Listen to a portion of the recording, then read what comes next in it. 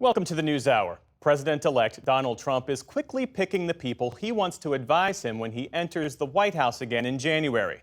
That includes who he has chosen to lead his mass deportation effort, a campaign promise he said he'd begin carrying out on day one. On Sunday, Mr. Trump announced on Truth Social that Tom Homan will be what he called his border czar. Trump said the former acting ICE director would be, quote, in charge of our nation's borders and in charge of all deportation of illegal aliens back to their country of origin. And the president-elect is also expected to formally name Stephen Miller as his deputy chief of staff for policy in the coming days. Vice President-elect J.D. Vance confirmed the selection on the social media site X. Miller worked as an advisor during Mr. Trump's first term and is known as an immigration hardliner. Our White House correspondent Laura Barone-Lopez has been covering all of this and joins us now. So, Laura, we know immigration has been a core part of Mr. Trump's message. What is he pledging to do as soon as he enters the White House? Donald Trump made a host of promises during the campaign, Amna, and so based on statements that he made while campaigning, as well as what I have heard from sources close to the Trump incoming administration, what we expect him to prioritize are a number of things, including mass deportations of undocumented immigrants, restarting border wall construction, invoking the 1798 Alien Enemies Act, and directing more money and agents to the border. A note on that Alien Enemies Act, Amna, it's only been invoked during times of war, notably when the U.S. carried out Japanese internment, and it would be used to rapidly deport alleged gang members without due process. It's going to likely be met with immediate lawsuits. Another thing I'm told Donald Trump will prioritize is a reconciliation package with Congress to allocate more money for this deportation effort and to add thousands of agents to the border. And who would be carrying out that kind of effort when you talk about mass deportations? Tom Homan, who you just mentioned, Amna, the former acting ICE director, will lead this effort. And Homan was recently asked what that mass deportation effort would look like by CBS's 60 Minutes. Is there a way to carry out mass deportation without separating families? Of course there is. Families can be deported together. Because their parent obviously entered the country illegally, had a child knowing he was in the country illegally, so he created that crisis.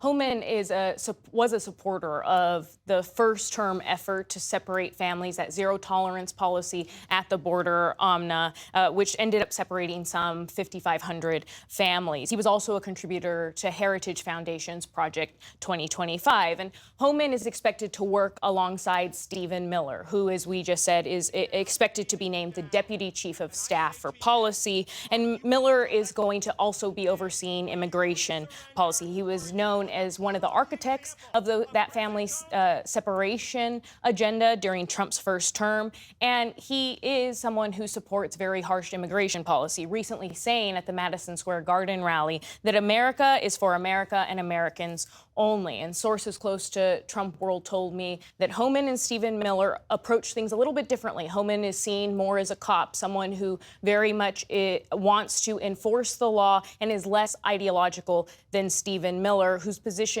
anti-immigrant positions are based on culture and identity. Now, when it comes to who may be the secretary for the Homeland Security Department, Amna, sources close to the transition told me that Chad Wolf is a top contender. He served as acting Director of Homeland Security during the first Trump administration. But other names in the mix include Ken Cuccinelli, as well as potentially Vivek Ramaswamy. Now, Laura, when it comes to mass deportations, is that something President-elect Trump can do on day one, as he has pledged to do? And is a mass deportation effort even possible?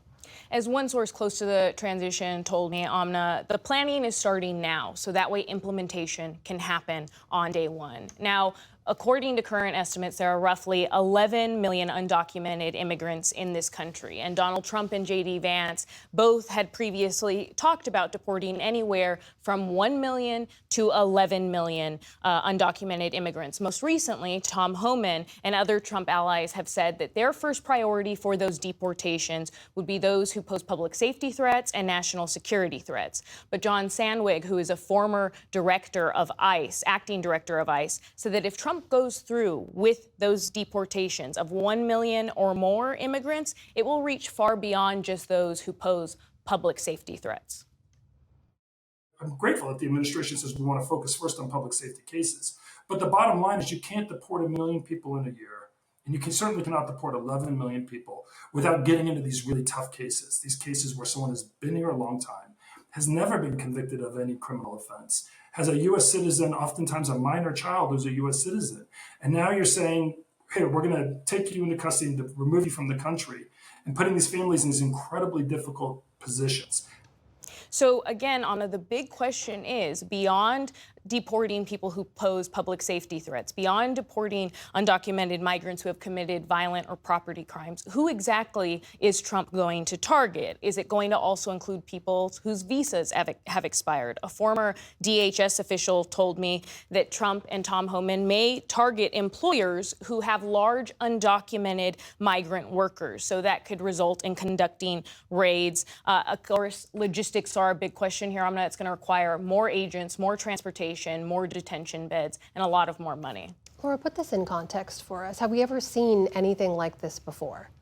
No, nothing that would be at this scale. If Donald Trump, if the president-elect is able to carry out something that would be deportations of 1 million or more undocumented migrants. And the big picture overall, Amna, is that people view Donald Trump's goals as one that would make it harder, not just for people to migrate here illegally, but also legal migration will be restricted severely under this administration. And there were a few other areas that I want to point out, Amna. One is that multiple former DHS officials and sources close to Trump world said that the administration may target states by blocking FEMA funding or funding for local law enforcement if those states are ones that provide driver's licenses to undocumented migrants. Other things that are on the table are ending birthright citizenship. Before we let you go, Mr. Trump has named a few more people to serve in his administration. Who do we know? Today, the president-elect announced that he is going to be appointing